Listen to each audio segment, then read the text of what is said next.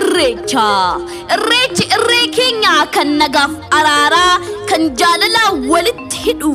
tokkomsaa Oromoo maraa galaa keenya kaleessaati kan akaakuuf abaabilee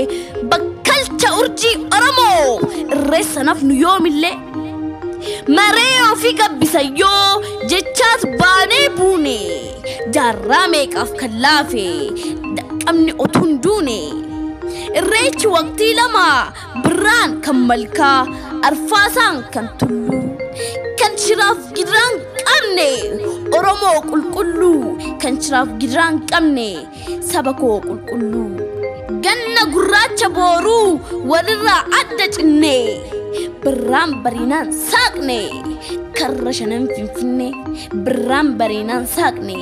karra shanan finfinne iddoo maddaa fi madaa bishooftuu sin daganne anaa dhufuudhaan kunoo keessummaa kee simanne anaa dhufuudhaan kunoo keessummaa kee simanne iddoo seenaa gurguddoo bakka kadhannaaf galata waaqaa abbaa gadaa fi abbaa malkaatu dursa deemee karra saaqaa abbaa gadaaf abbaa malkaatu dursa deemee karra saaqaa dololloon biddeenaa finfinnee kan bishooftu harsadii bahaaf dhiyaan ka'i kottutti gammadii kaabaaf kibbaan ka'i ummanni Oromoo kan kaabaa kibba bahaa dhiyaa jirtan akkasumas biyya keessaaf biyya alaa jirtan marti keessan baga ayyaana irreechaa kan baranaan nagaan geessan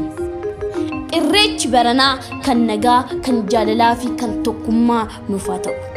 irreechi irree keenya irreechi tokkumsa Oromoo maraati irreechi ibsituu aadaa keenyaati akkuma viidiyoo kana argitaniin YouTube kiyya like share copy link akkasumas immoo subscribe gochuu hin dagatinaa TikTok kiyya immoo like share copy link repost akkasumas immoo follow gochuu hin dagatinaa Oromoon galaanaa galatoomaa